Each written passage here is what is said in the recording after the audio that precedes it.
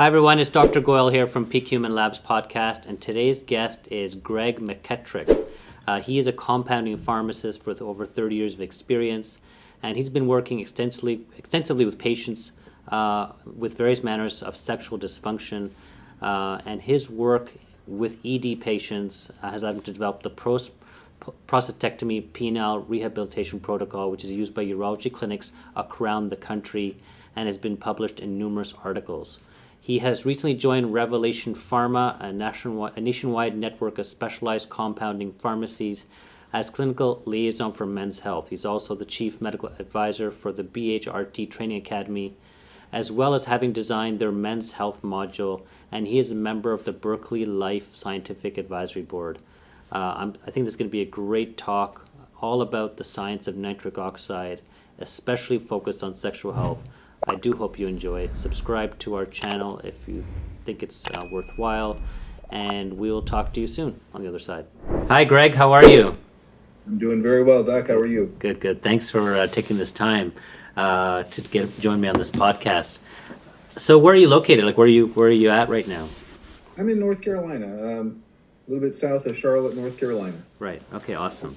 So, I thought you're the expert. Maybe people have heard your bio. I've already given that to them, but I kind of reached out and said, who could give me, give our viewers a background on the science of nitric oxide, and as well as understanding, okay, how does that relate to sexual health? So, maybe if you just want to kind of take us through a little bit about you, and then let's talk about nitric oxide after that. Sure. So, I'm a clinical pharmacist. And I've been a pharmacist for over 32 years. Mm-hmm. So I predate Viagra, which it's hard to say these days. Most people can't claim that. You're right. But I work as a compounding pharmacist, and most recently I joined a company called Revelation Pharma, and I am the men's health specialist for the country. They call it a clinical liaison position with them. So I do this sort of thing and do a lot of consultations with patients and doctors. Started working really with sexual function almost 100% back about 10 years ago. Mm-hmm. Doing a lot of work with sexual dysfunction for both men and women, but mm-hmm. our practice saw a lot of men, so we were treating a lot of ED, post-prostatectomy patients, mm-hmm. Radiation patients, that sort of thing, and their partners, because they typically would bring the partner along with them, and we'd end up having those conversations as well. Mm-hmm. Started working heavily with... Sorry, no, please. We just had some walk in. Sorry, go ahead. Started working heavily with nitric oxide. Again, probably 8-9 years ago, I was at a conference and had a meeting with head of urology from Baylor University. And we were just brainstorming, talking about the benefits of incorporating nitric oxide in with PDE5 therapies. Obviously, they're interrelated, and the relation between the nitric oxide and CGMP and the PDE5s goes a long way. Took some time to really understand the science behind nitric oxide and physiological changes that we go through over time, anatomical changes that we go through over time. And again, started to incorporate it, but probably 7 years ago, I ran into the folks with Berkeley Life and saw kind of a different aspect to this. At that time, Berkeley Life was very focused on cardiac function. Right. And you may be aware, back, it's been over 20 years ago now, but there was a Nobel Prize awarded to the research that was done, the effects of nitric oxide in cardiac function. And so very, very significant, something that's been well known for a long time. I just didn't work with a lot of cardiac patients. And when I started really doing the research on it, I saw how this could impact sexual function for both men and women significantly. And just to kind of give a very simple physiological breakdown on this, when we're 18 years old, and you're sexually aroused, the endothelial tissue releases nitric oxide. It's a very potent vasodilator, so you get increased blood flow. So penile or clitoral vaginal engorgement, increased sensitivity, erections, everybody's happy. By the age of 40, our systemic nitric oxide production has dropped to about 50%, 50. So you start thinking in terms of, when do most men start having symptoms of sexual dysfunction? And, it's typically in that, 50-year window, right in there as an average.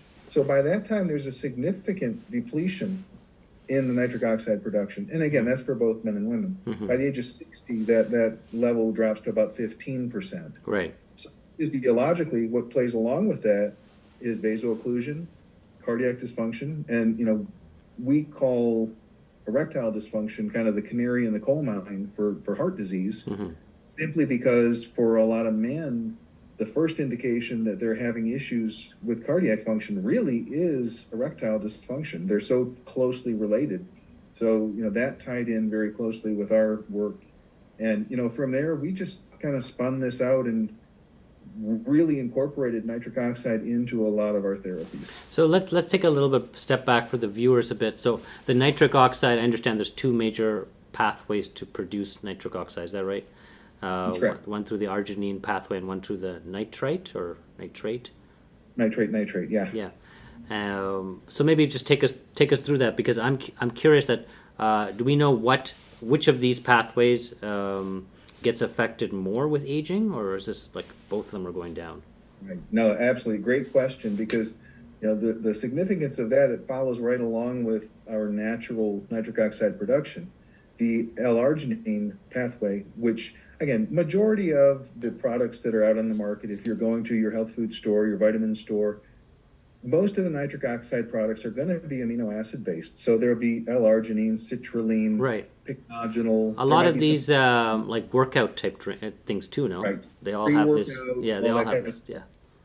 And you know what? For that population, if it's a 25-year-old to 35-year-old person, man, that's great. It's going to work fine, because what happens is the L-Arginine passes through what's called the nitric oxide synthase. Right. And that's the conversion step to really turn into the systemic nitrites. The problem is, about the time that natural production is starting to wean off, again, in this 40 to 50-year window, we're seeing the breakdown of that NOS pathway. So what does that mean? It means that you can load up with all the L-Arginine in the world, and you're not going to get efficient conversion. So you're going to build up L-Arginine, which actually adds oxidative stress to the system. Is the NOS not functioning as well? Like what is the reason? Literally breaks down. Yeah.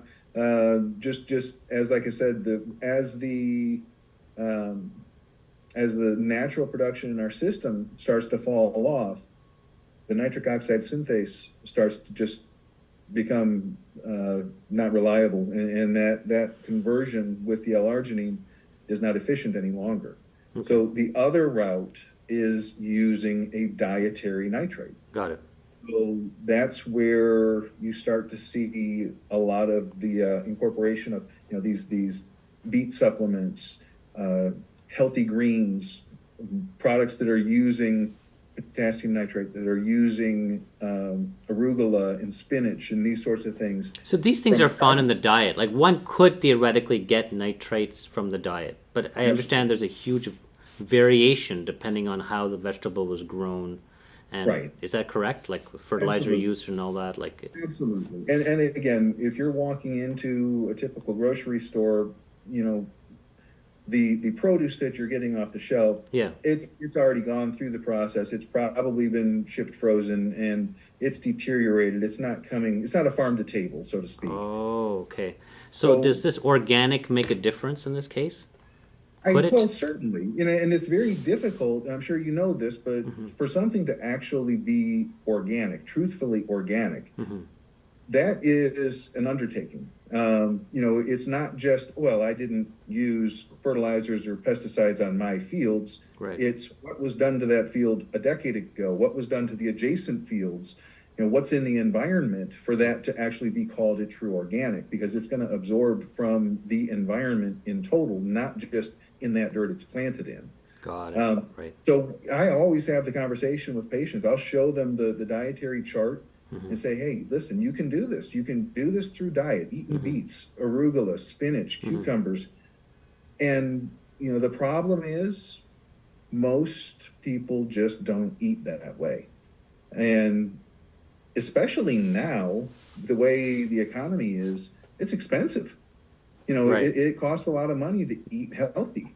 So for a lot of folks, using a good supplement that is going to give them that dietary nitrate supply is probably more efficient overall, simply because how reliable is the produce that you're getting, and for a lot of folks, probably more cost effective. Right, right. And so this, how many milligrams would be a requirement, that a daily requirement of nitrates? To give you basically an example, and again, I work primarily with the Berkeley Life product, simply because we've had such great success with them, and we've seen the patient response with it. To put an equivalent balance, it's like is basically the equivalent of what's in the supplement, even though it's not necessarily a spinach extract, but that's the equivalent in terms of dietary ingredients that you would need. Okay, and so basically this nitrate that one gets absorbed, and I heard that some of it has to be converted by bacteria in the mouth. Is that correct? Or so there are a lot of enzymes in the mouth that are very important in the production of systemic nitric oxide.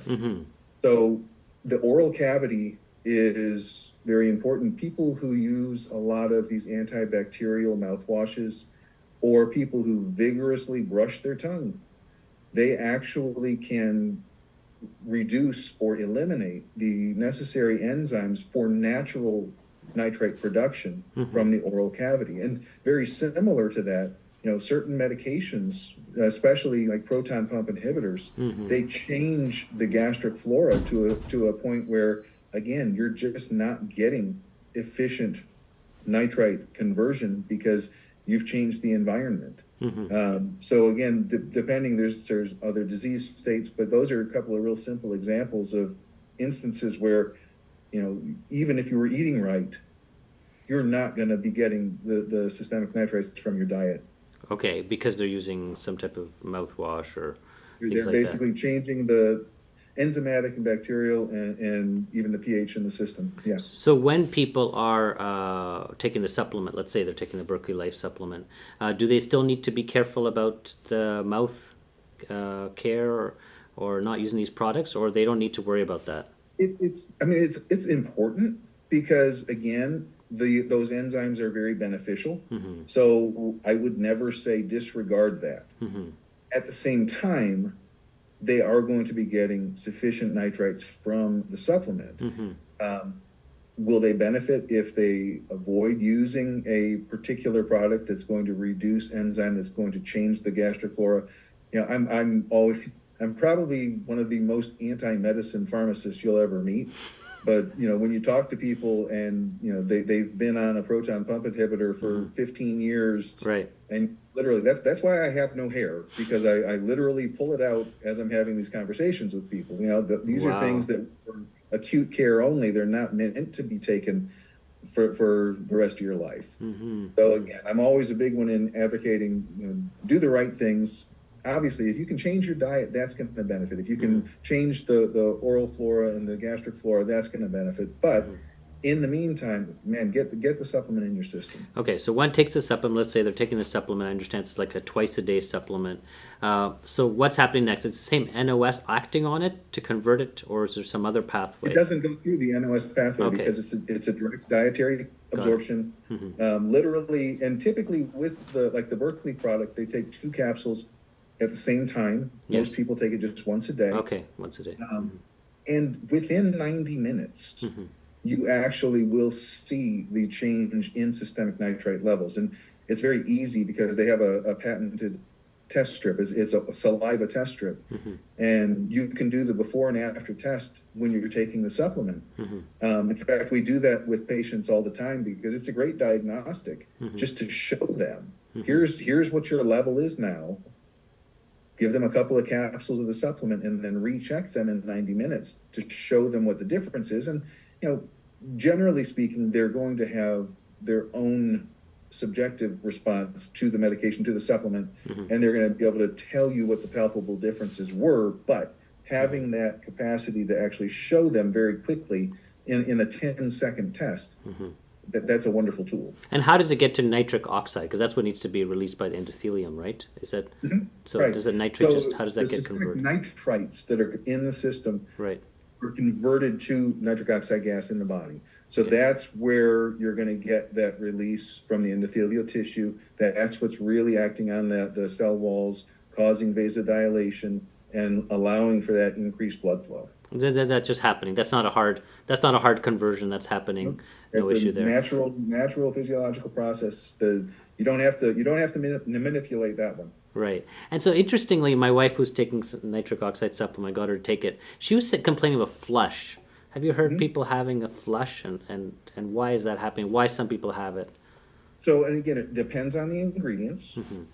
As I mentioned, a lot of the things that you will see from the vitamin store or anything like that, they'll incorporate a lot of different things in there. They'll put L-Arginine, L-citrulline, pycnogenol, niacin, caffeine, and niacin can cause the flush very easily. So that may be the reason. Okay. You can also get, again, it really depends on your own anatomy and physiology, but with even the dietary nitrate, if you're really increasing the vasodilation and you're getting much better blood flow, it's possible that you could get a flush. Or when you first start taking it, I'll have some folks say, hey, I noticed I actually got a little bit of a headache when I first started taking it. Right. Again, you're creating vasodilation, so you can get some of those types of symptoms. So you said it peaks at about 90 minutes. Is that correct? And how long does it last? How long could one say it has a half-life about 8 hours, and I typically will tell folks that depending on people take it for different reasons. Some people take it as just a maintenance product. Some people, and a lot of my patients, take it specifically to enhance sexual function. Right. So if they are taking the 2 capsules every day, taking that in the morning with whatever supplements that they take, they will have a drop-off. If they take it at 7 o'clock in the morning, by 9 o'clock at night, you are starting to lose some of that function. If you take it in the morning and then you don't retest until noon the next day, you're going to be diminished again. You're going to be depleted. So sometimes I actually will counsel patients to take it based on their lifestyle. So if they are folks who are very active sexually in the middle of the day, well, take it in the morning. If they are pretty much dedicated to sexual activity only in the evening, we'll take it in the late afternoon. And then I have other folks who I like taking it every day in the morning, and then I take an extra dose later in the day. There's no harm. It's because it's gone, it's out of your system. It really doesn't have no issue. Absolutely. Interestingly, now I'm looking back at I don't know if you've seen Game Changers, but have you seen Game Changers? Was this big? Yeah, and he talks about the people who are vegetarians have these erections throughout the night, and I was thinking it could not be atherosclerosis happening only to the meat eaters only at nighttime. It just didn't make sense. But I'm wondering if maybe it was nitrate consumption because these people were eating more vegetables potentially, because why were they having more erections at nighttime? Have you thoughts about that? And again, it actually makes perfect sense because we gauge a lot of our clinical guidance on nocturnal erections for men. So men who are waking up in the morning with erections or waking up during the night with erections, for someone who has had very poor sexual function over the course of the time, that's really one of those indicators that, man, we're making progress with this. So, whether we're doing just nitric oxide or we're incorporating that with, like a daily PDE5, and all of a sudden we're starting to see spontaneous function again. We're starting to see surge. We're starting to, wake up with a morning erection or wake up in the evenings. So, yeah, I mean, I think that it is part and parcel to the effects in terms of, sustaining that healthy blood flow, sustaining that level of nitric oxide. Right. And so maybe for our viewers, do you mind taking us through what's the mechanism of these PD5 inhibitors, I believe, right? How do they work on nitric oxide, and how does that relate to the same pathway? Like, is it possible that the supplement and you're saying the medication could potentially work in hand? Because is it possible that if you're just using, let's say, Cialis or Viagra all the time, you're just depleting yourself of NO, and there's nothing around, so then it just stops working. So I use an analogy. Imagine that you're going to mow your lawn and you're out there and you're pulling on that cord and the engine's kind of turning over, but it's not doing anything. And then you open up the gas tank and it's empty. Right. So there's nothing to make it run. So the relation is that with PDE5s, depending on who I'm talking to, I say this in a different way. If I'm trying to explain it to a patient, I kind of dummy it down for them a little bit, and I just explain. So, in a short story, mm-hmm. the PDE5 protects the supply of nitric oxide. The problem is, if you look at this physiological change over the aging process, and you realize that you're starting at a very depleted level, mm-hmm. If you're at 10% of what your system should have, and you're taking something to protect that so that there's something to be released when you're aroused. And again, this is one of those things where I always, counsel patients, if they're taking a PDE5, keep in mind, it's not something where you take that and you get an erection. If you take a PDE5 and then you sit and you watch the evening news, chances are it's not going to do anything. You right. still have to have the arousal factor. That's what, this whole natural pathway where we get the release of the nitric oxide. Again, so the PDE5, it's really protecting the breakdown of cGMP, which then is related with the nitric oxide in the system. It's allowing the gas to be there for release upon arousal. And it's not letting it break down, or it's just allowing more of the nitric oxide to be around? Both. Okay. Because, again, it's effective with again, based on the fact that it protects that cGMP, it extends the duration of the cGMP, which then affects the systemic nitric oxide. So, yes, it's protecting it, allowing it to be there, and it's available for release upon demand. Mm-hmm. And, this is one thing where, I've had conversations with physicians who say, hey, I don't want nitric oxide in the system all the time. Mm-hmm. Well, it's really not. It's absorbed systemically and then it's available. Mm-hmm. So it's not like it's all of a sudden just, you have this overabundance of nitric oxide in the system. Mm-hmm. It's not working that way. But again, what happens is when you need it, it's there. So when you're pulling the cord on the lawnmower, the engine starts and it runs for you. Okay, so so now maybe take us through how could one be combining these two products together? Taking the medication and using the supplement. How do you kind of recommend that to be? You did kind of allude to that by saying that take the supplement later in the evening if you're going to be having an erection or something. Again, it really depends, because when I'm working with patients, we basically do an intake evaluation based on what their function level is, what mm-hmm. disease states are incorporated. What's our starting point? Mm-hmm. If we have someone who has okay response, they're saying, hey, my sexual function is not what it was 5 years ago. So that's someone I'd say, let's start the supplement. Mm-hmm. Let's just see if we get enough of a response just by doing this. If we don't get it, well, then my next step is usually to go to a daily PDE5. I use that more so than I do the PRNs, simply because it's giving more of a natural response.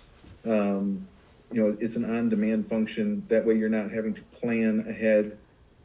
Is there any tolerance to these types of medications you've seen? People complain, hey, it used to work, but it doesn't work? Or no, it should... okay, so let's talk about that. Again, let's look at our age demographic. When are most men, and I call it the door handle conversation. Mm-hmm. If men go to their doctor when they're turning 45, 50 years old in that window, and they go in because they've got a funny mole, and the doctor takes a look, okay, no problem. As the doctor's leaving the office, has got a hand on the door. Sure. By the way... one more thing. one more thing I want to ask. So by the time they're asking that question, Right. they already have this started on this downward spiral with depletion of nitric oxide. But they still have some gas in the tank. So they start on a PDE5. Now, most men who are started on Viagra, and again, it works for 65 to 70% of men who try it, but it typically only works for about 5 years. Why? Well, because that downward progression in terms of nitric oxide production continues. Okay. That doesn't shut off when they start taking that sildenafil or Viagra. So over the course of 5 to 6 years, yes, it becomes ineffective. Here's the really neat thing, and this is from just the work we've done in clinic. For us, the progression from PDE5s typically has followed, we go from a single PDE5 to a combination PDE5, maybe a sublingual version. The next steps are typically going into penile injections, intracavernosal injections for patients. Once we started working and really focusing on the nitric oxide, we were converting patients off of penile injections back to oral therapies. Didn't take them back to where just the supplement by itself did enough, but getting somebody to where they don't have to do an intracavernosal injection prior to sexual activity, and you're putting them back on oral or sublingual therapies, man, you're a hero all over the board. Yeah. So right. It is what you're talking about. Yes, you start to see diminishing results using them by themselves. You can really extend the benefit of those PDE5s if they have sufficient supplies of nitric oxide in their system.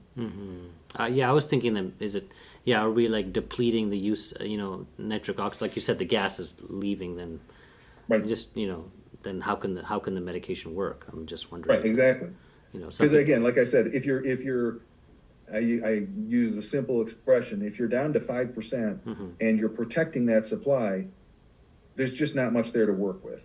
So you have to have enough in the system so that those medications can be functional. Can one be a non-responder, you think, to a PDE5 because they have such low nitrate levels? Yes. Okay, so that could be, that's like the supplement looks like a very good first step, like that might solve a lot of people's issues. Like I said, yeah, when people show up, depending on what they're presenting with and what their history of medication use and therapies have been, for a lot of people, starting the supplement first is absolutely the gold standard. In a young person, or somebody who doesn't really have much issue, but hey, they're using some supplements, they want to take some added PDE5s. Is there any risk of any adverse effect, or like how about even priapism or something like that? Is this possible? Have you seen a case like that? Is it possible? Yes. Do they warn about priapism using PDE5s? Yes. I will tell you that, again, I predate Viagra, and I state it proudly. I've not had a patient have a hospital visit for priapism just from taking a PDE5. Now, with supplement? Sorry. Or with a supplement. Okay. If they're combining that with other mechanisms, yes, it can happen, certainly. If they're taking more than what is the recommended dosage, yes, it can happen.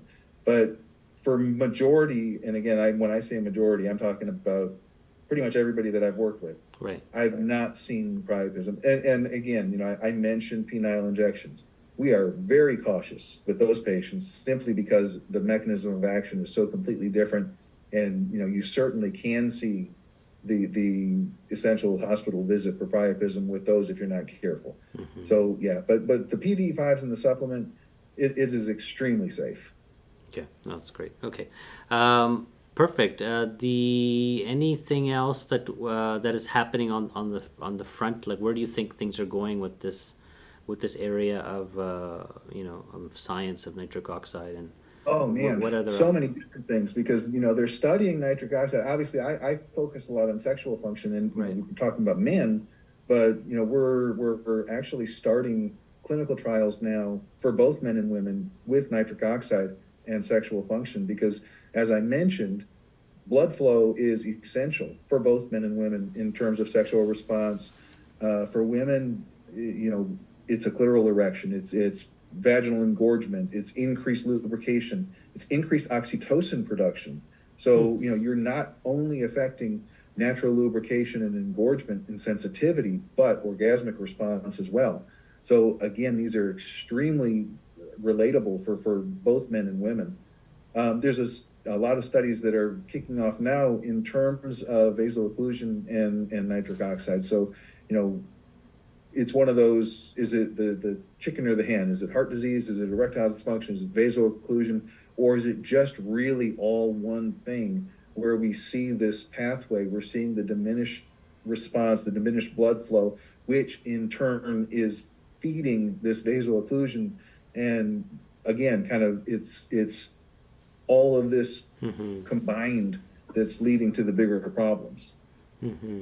Anything like the usual suspects, I expect, anything that takes up, anything grabs nitric oxide like from the system, and like obviously smoking and all these things obviously have an impact, but is there anything that takes away nitric oxide or eats it up or gets rid of it? And again, there's certainly, as we mentioned, poor diet is obviously the number one thing. We mentioned the medications, gastric disease, environment, pollution, smoking. There are a lot of factors that are in play. I like to look at the benefits because here's some of the things that we haven't mentioned. Nitric oxide actually boosts glucose metabolism. So I've had patients who come to me because they have sexual dysfunction, and we get them started on the therapy, and I'm talking to them a month later, and they're telling me, hey, my morning blood sugar dropped by 25 points. Wow, okay.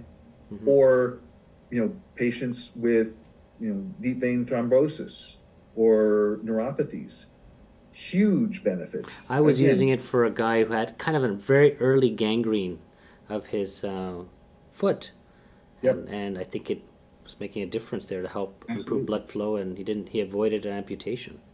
Absolutely. And again, if you can increase circulatory function, what metabolic function in our body is not going to benefit? Exactly. I don't know any. Yeah. So again, for everything from Alzheimer's and different forms of dementia through, diabetes, through respiratory disease. I mean, we incorporated with all of our COVID therapies, we incorporated nitric oxide. Why? Because it's dilating those little blood vessels that increasing perfusion through the respiratory system. And again, just huge benefits for patients. Is there any pitfalls that the consumers need to be aware of when they're purchasing nitric oxide supplements? Like, might some not work because of the formulation, or Yeah, that's great, because again, like I said, if you're 25 or 30 years old, it really doesn't matter what you buy because your body's going to convert it. But if you use a product, again, I'm picking on Berkeley because they're my guys. If you use a product like that, it doesn't matter how old you are. You can be 25, you can be 95. And the product is going to efficiently give you increase in systemic nitrite. So yeah, if you're going to go with a dietary nitric oxide product, you're going to have better overall response for the whole spectrum of patients. The folks that are the gym rats who are, 20, 30, they want to get the good pump. I mean, they could use this and it'd be great for them, or they can use their pre-workout, whatever it is, with niacin and caffeine and L-Arginine, and, they're going to be okay. Yeah, but the dietary nitrate products, is there a difference in some of the dietary nitrate products, you think? Like, are they all relatively similar? Or no, there are. And again, you can really kind of go through the different components. You will see some that are going to rely more on like a beetroot, which, there are products out there, super beets. I love super beets products. If people will take it and they'll use it, I think it's great. The difference is, incorporating something like the potassium nitrate with that to really get that more rapid response. That's where you're going to see the big difference. And that's why with Berkeley, we've had just great response. If I stopped carrying it, I'd be run out of town. Awesome. Okay, I think this is great. Anything else you want to end off with to tell the listeners, if where could they ask questions for you, or anything else that Yeah, absolutely. And hopefully, I think you've got my information. I am Yeah. always available. Not only do I work with Revelation, but I'm also on the scientific advisory board for Berkeley Life. So anyone who does have questions, they can certainly reach out. I'm happy to work with them. Whether that be patients or prescribers for that matter, how do you incorporate this into your practice? How do you set yourself up to be successful using it, or if you're distributing it to patients? And as we progress through this, we are doing more and more. Like I said, we have some clinical trials that are undergoing now, where we see potentially this being incorporated under an NDA or a new drug application, combining PDE5s with the nitric oxide. Amazing. Simply because the response that we've seen, and I have a stack of patient histories where I can go back to show efficacy and safety measures over the course of years. As far as that's concerned, now we're actually looking for the clinical data so that we can support that. Amazing. Wow. Okay. That's exciting. All right. Thank you so much, Greg. I really appreciate it. Absolutely. Okay. Thank you so much for having me on.